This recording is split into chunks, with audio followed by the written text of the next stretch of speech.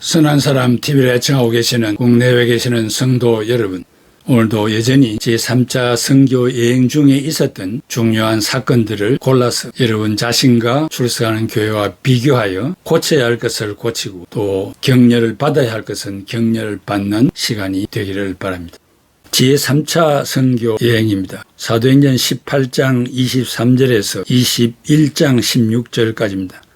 시리아, 안디옥, 갈라디아와 부르기아, 에베소, 마게도냐, 고린도, 빌립보, 드로아, 아소, 미들레네, 그 다음에 기오섬, 사모섬, 밀레도, 고스, 로도, 바다라, 두로, 돌레마이, 가이사라, 예루살렘에 도착한 여정입니다. 제3차 선교 여행지가 사도행전 18장 23절에서 21장 16절에 기록되어 있습니다. 제3차 선교 여행은 1차, 2차 선교했던 곳을 재방문하는 그런 기회입니다. 계속해서 바울은 제2차 선교 여행 때 창립한 갈라디아 지방의 교회들을 돌아본 다음 아시아 지방의 수도 에베소로 내려가서 27개월 가까이 활동을 하였습니다. 바울 사도는 한편으로는 선교를 하고 또 한편으로는 각 교회들에게 편지들을 써 보냈습니다.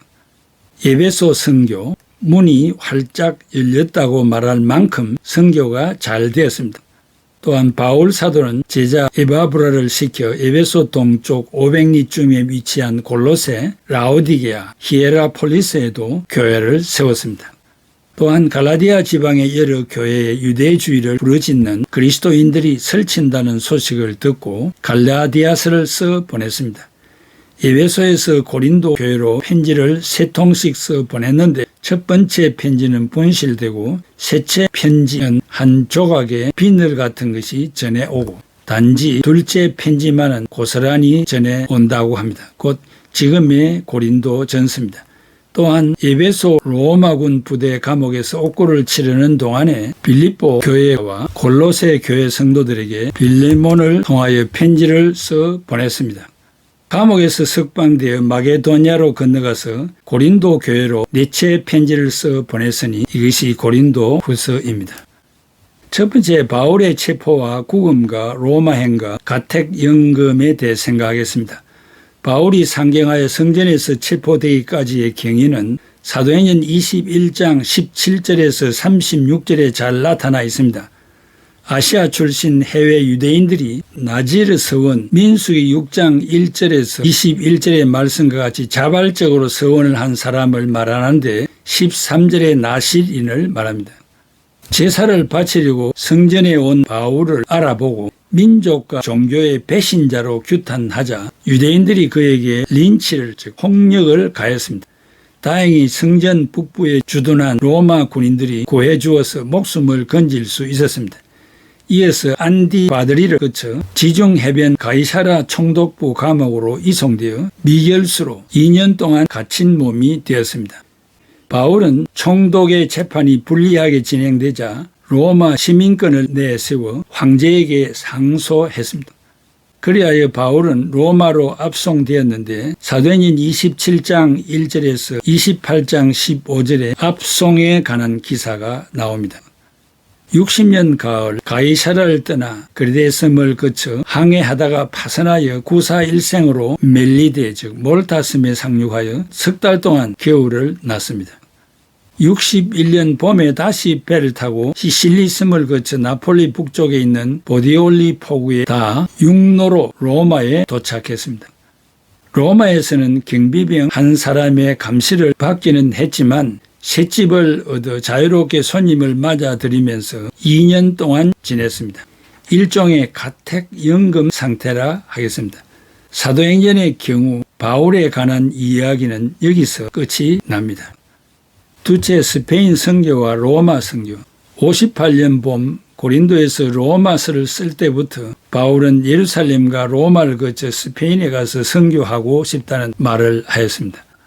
로마 주교 클레멘스가 95년경 고린도 교회로서 보낸 편지 로마서 5장 1절에서 6장 1절을 보면 바울이 스페인에 가서 선교했다고 단정합니다. 아울러 스페인 선교 후에 로마에서 순교했다는 것을 암시합니다. 바울의 전기에 쓴 보름캄 교수는 클레멘스의 증언을 신빙성이 없다고 일축하지만 필자는 오히려 그의 증언을 존중해야 마땅하다고 봅니다. 그러면 바울은 언제 어떻게 순교했을까? 증거가 없으니 어림짐작할 수밖에 없습니다. 64년 7월 19일 네로 황제가 로마 시가를 불지르고 나서 여론이 사나워지자 다급한 나머지 그리스도인들을 방화범으로 몰아 4년간 모질기에 박해하였습니다. 네로 박해 때 바울과 베드로가 순교했을 것입니다. 테토리아누스라는 용어를 라틴어로 처음 남긴 학자입니다. 테토리아누스에 따르면 베드로와 바울은 네로 박해 때 순교했는데 베드로는 예수님처럼 십자가형을 받았고 바울은 세례 요한처럼 참수형을 받았다고 합니다.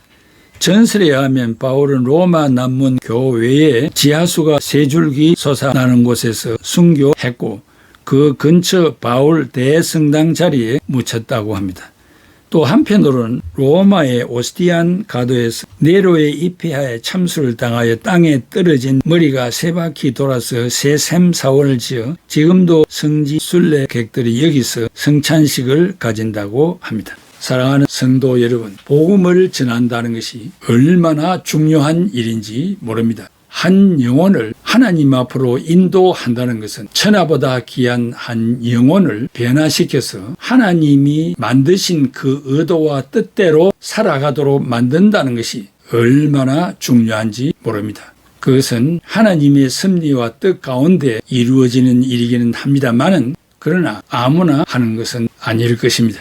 그런 중요한 사명을 깨달은 바울사도, 이 복음을 전하기 위하여 태어났다고 생각한 바울은 부활하신 그리스도께서 나에게 주신 이 사도직을 내 목숨 다하도록 최선을 다하겠다고 생각하여 다메섹 도상에서 위기 일발 중에 주님을 만나 그 이후의 여생을 송두리째 주님께 맡겼고 온 세계를 돌아다니면서 복음을 전했고 마지막 로마의 오스티안 거리에서 참수당하는 그런 기맥히는 죽음을 당한 것을 여러분은 잘 알고 있습니다. 또한 가택연금을 위시하여 감옥에 드나드는 것은 아무런 상관이 없었다고 생각했습니다.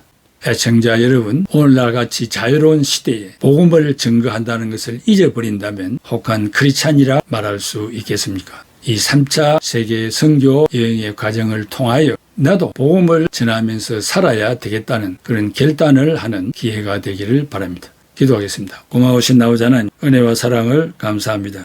이 중요한 시간들 가운데 한 인간 바울이 걸어왔던 그 신앙생활의 여정들을 우리가 생각했는데 그들은 화로운 삶을 살지 않았습니다. 평안한 삶을 살지 않았습니다. 육신을 즐겁게 하는 삶을 살지 않았습니다. 죽든지 살든지 복음 증거하는 일에 온 생애를 보내겠다고 생각하여 잠자는 시간 외에는 오직 예수를 믿어야 죄사함 받고 구원받고 영생을 누린다는 이 사실을 증거하는 일에 투신하였습니다. 우리 모두도 인간 바울의 일생과 같이 복음과 같이 살아가는 우리 애청자들이 다 되게 하여 주시옵소서. 예수 그리스도의 이름으로 기도하옵나이다. 아멘.